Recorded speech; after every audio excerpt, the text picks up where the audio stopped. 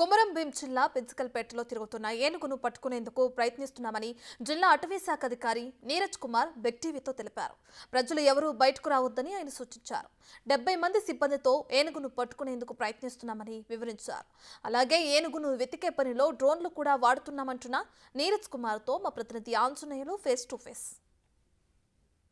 కొమరం భీం జిల్లాలో ఏనుగు ప్రజలకి కంటి మీద కొనుక్కు లేకుండా చేస్తుంది. ఇప్పటికే 2 రైతుల ప్రాణాలు తీసింది. దాంతో అటవీ అధికారులు అప్రమత్తంగా వ్యవహరిస్తున్నారు. అప్రమత్తంగా వ్యవహరించడమే కాకుండా ఏనుగును బంధించడానికి, అదేవిధంగా ఏనుగు ఈ ప్రాంతం నుంచి మహారాష్ట్ర వెళ్లే విధంగా ఎలాంటి ఆపరేషన్ చేస్తున్నారన్న అంశంపై మనతో మాట్లాడడానికి కొమరం భీం జిల్లా డిఎఫ్ఓ నీరజ్ మనతో పాటు ఉన్నారు. వారిని అడిగి తెలుసుకుందాం. సార్, ఏనుగును బంధించడం కానీ, అదేవిధంగా ఏనుగు ఈ ప్రాంతం నుంచి మహారాష్ట్ర తరలించడానికి ఏ విధమైన ఏర్పాట్లు చేస్తున్నారు? ఇప్పుడు ఛత్తీస్గఢ్ నుంచి వచ్చింది టైగర్, ఇది ఎలిఫెంట్ ఛత్తీస్గఢ్కి ఉన్నాయి.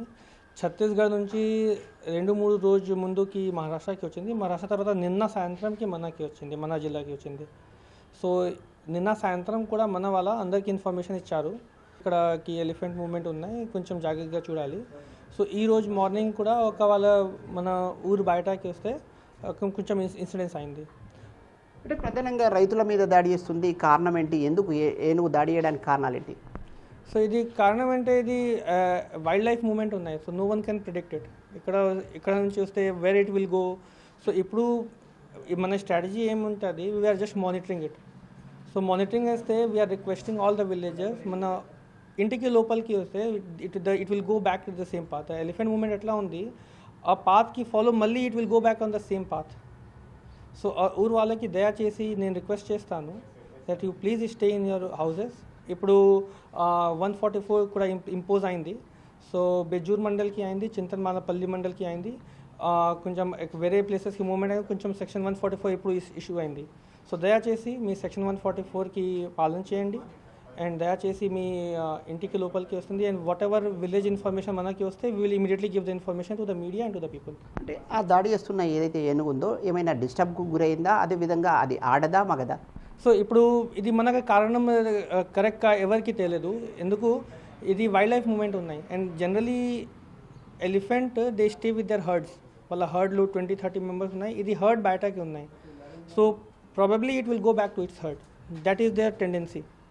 సో వాళ్ళ హర్డ్ బయటకి వస్తే మళ్ళీ it will go back to its herd. So that is where we are waiting and we are watching. So మనకి ఇన్ఫర్మేషన్ వస్తే తప్పకుండా మీ ఇన్ఫర్మేషన్ ఇస్తాను అందరికీ. ఈ ఎలిఫెంట్ మేలు ఫీమేల్? మేలు టస్కర్ ఉంది, టస్కర్ మేల్. అంటే ప్రధానంగా ఏదైతే ఈ రైతులపై దాడి చేస్తుంది, అదేవిధంగా ప్రజలకి భ్రాంతులకు గురి చేస్తుంది, అదేవిధంగా ఏదైతే ప్రజలు పంట పొలాలకు వెళ్తున్న సందర్భంగా వేటాడుతున్న పరిస్థితి. దీంతో అటవీ అధికారులు ఆ ఏనుగును బంధించడానికి, అదేవిధంగా ఈ ప్రాంతం నుంచి తరలించడానికి మత్తుమంది ఇచ్చి బంధించడానికి ఏర్పాట్లు చేస్తున్నారా?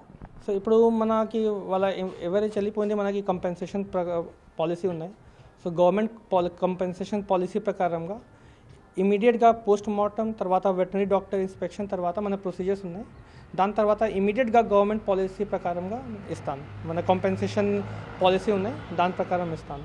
ముఖ్యంగా రైతులు ఒక ఆందోళన వ్యక్తం చేస్తున్నారు. ఏదైతే దాడులు చేస్తున్నా, ప్రాణాలు తీస్తున్నా ఎలిఫెంట్ను బంధించాలి, మత్తుమందించి బంధించాలని చెప్తున్నారు. మీరు వాళ్ళ డిమాండ్ పట్ల సానుకూలంగా స్పందిస్తారా? ఇప్పుడు రైతు ఎందుకు వాళ్ళ ఎలిఫెంట్ మొత్తం ఫీల్డ్లో తిరుగుతారు. సో రైతు ఫీల్డ్ వస్తే మార్నింగ్ నిన్న ఇన్సిడెంట్ సాయంత్రంకి అయింది, ఈ రోజు ఇన్సిడెంట్ మార్నింగ్కి అయింది. సో సాయంత్రం వరకే మార్నింగ్, ఈ డేలో మూమెంట్ లేవు. సాయంత్రం వరకే morning is the main time of the moment. So that is the time where రైతు వాళ్ళ ఫీల్డ్ వస్తుంది. సో దయచేసి if they are not going to the field such incidents can be avoid. Hyderabad నుంచి ఒక ప్రత్యేకమైన బృందాన్ని పిలిపిస్తున్నారని చెప్తున్నారు. మత్తుమందించే బృందమేనా అది? సో హైదరాబాద్ నుంచి we're getting some thermal drones.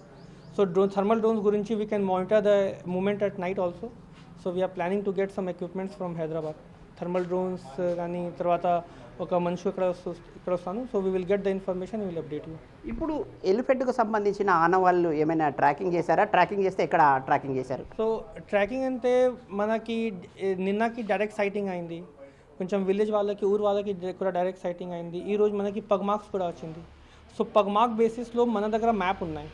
So ఆ మ్యాప్లో we are putting the lat longs, ఎక్కడ ఏం పాత్ ఉంది, మళ్ళీ ఏం పాత్ ఉంది. సో అది వీఆర్ సీయింగ్ అండ్ దాంట్లో we are tracking the tiger. So మన దగ్గర ట్రాకింగ్ టీమ్ కూడా ఉన్నాయి. So our 60 to 70 people are there on the track at various locations. వేరే లొకేషన్స్లో మన 60-70 మెంబర్స్ ఉన్నాయి and they are tracking the elephant and they are giving the information. ఈ ప్రాంతంలో ప్రజలందరూ అప్రమత్తంగా ఉండాలి, మేము అటవీ అధికారులుగా అన్ని చర్యలు చేపడుతున్నామని అటవీ అధికారులు చెప్తున్న పరిస్థితి ఉంది. కెమెరామెన్ భూమేష్తో Anjaiah, big TV news, Komaram Bheem జిల్లా.